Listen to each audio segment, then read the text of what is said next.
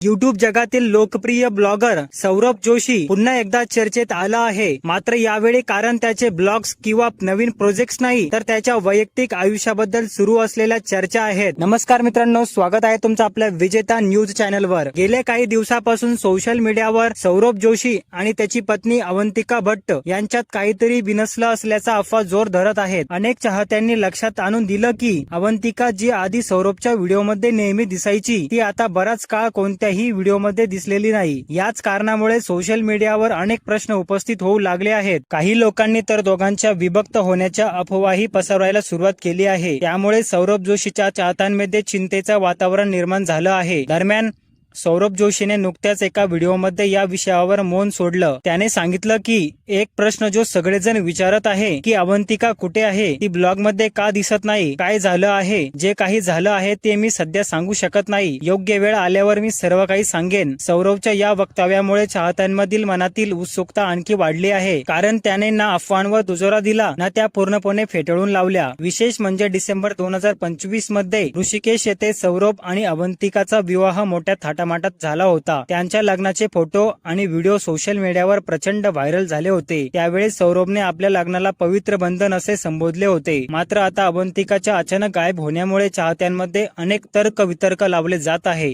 काही जणांचे मत आहे की हे फक्त वैयक्तिक कारण असू शकतं, तर काही जण यामागे मोठे कारण असल्याचा अंदाज व्यक्त करत आहे। सध्या तरी सौरभ किंवा अवंतिका या दोघांकडूनही अधिकृतपणे कोणतीही स्पष्ट माहिती देण्यात आलेली नाही। त्यामुळे सोशल मीडियावर सुरू असलेल्या या चर्चांना अजूनपणे पूर्णविराम मिळालेला नाही। मित्रांनो, कोणत्याही अफवेवर विश्वास ठेवण्याआधी अधिकृत माहितीची वाट पाहणे गरजेचे आहे, कारण अनेक वेळा सोशल मीडियावर पसरलेल्या बातम्या पूर्णपणे सत्य असतीलच असे नाही। या प्रकरणावर तुमचं मत काय आहे? सौरभ जोशीने लवकरच सत्य सांगावे का? तुमचे मत कमेंटमध्ये नक्की सांगा। व्हिडिओ आवडला असेल तर लाईक, शेअर आणि सबस्क्राईब करायला विसरू नका। भेटूया अशाच एका माहितीपूर्ण व्हिडिओमध्ये। तोपर्यंत धन्यवाद।